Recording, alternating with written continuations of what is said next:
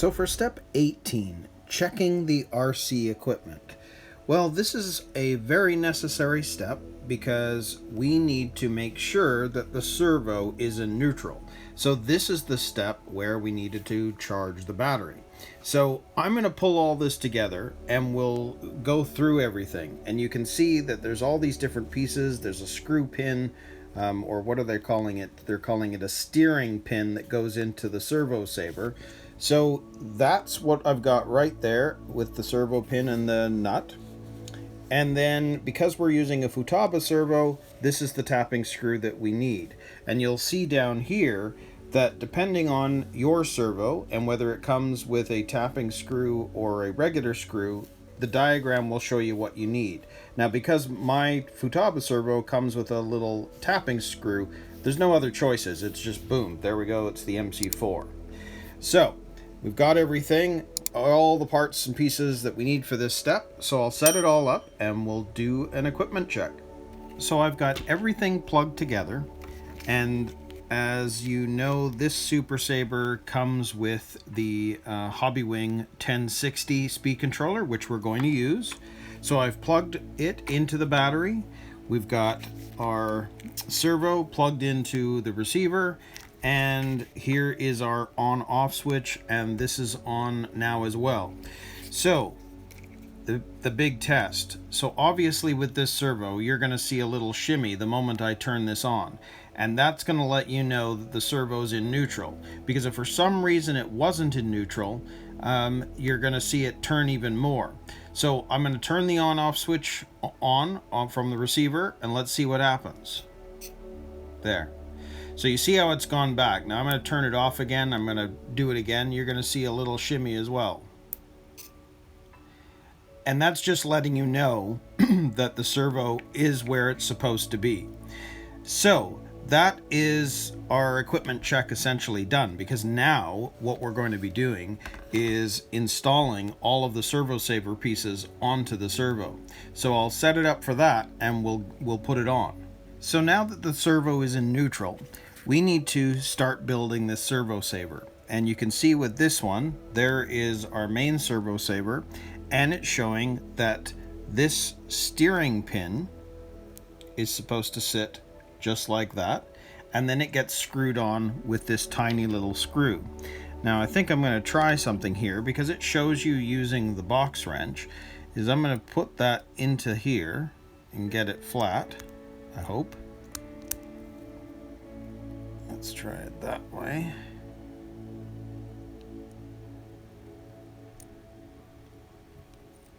It should work. I want to try and do it the same way that I do other stuff. So there you go. There it is in.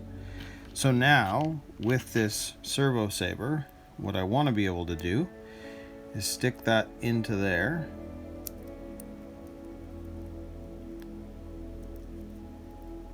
And hopefully spin it on.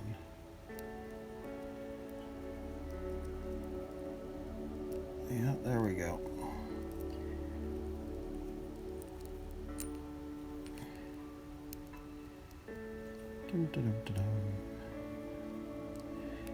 Now I can tell that you can see now it's just turning the pin as well. So I'm going to grab one of the flathead screwdrivers.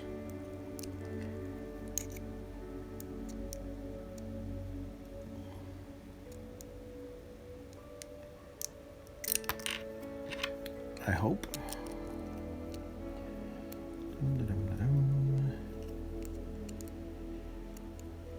Come on. Let's try this again.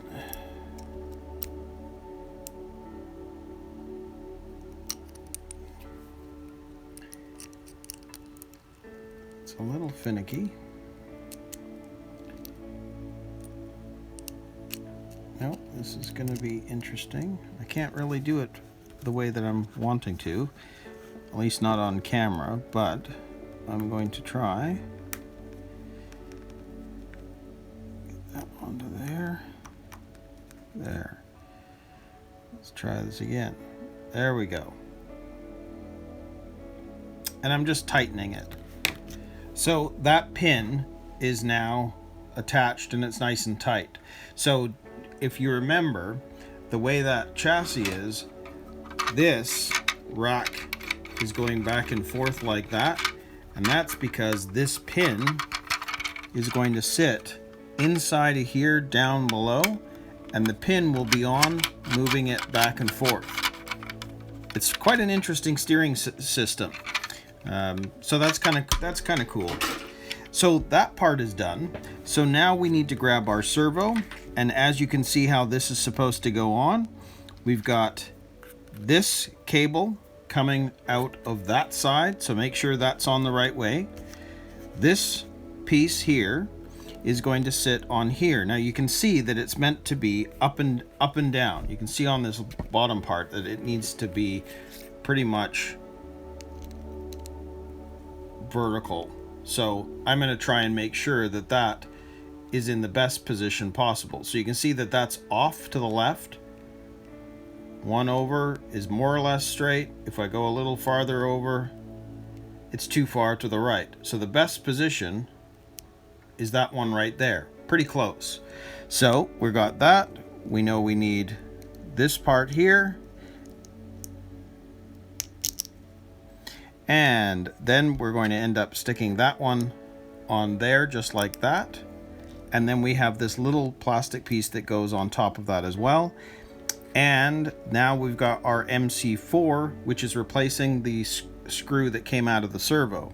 So we're going to stick that in there. And I'm also going to hold this a little bit with my thumb so that it doesn't turn.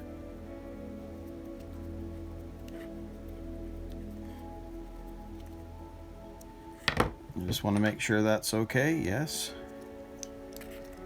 Because I obviously we've just set this up in neutral, so we don't want it moving, because then it would misalign it. And I can already tell I've moved it, but that's okay. I'm going to use my thumb, push it back as I tighten it.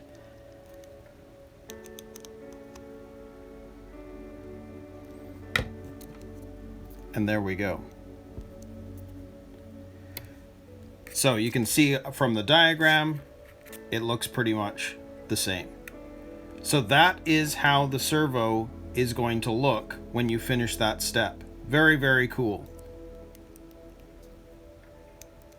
And I may tighten it a little bit more off camera, but that is overall how it's going to look.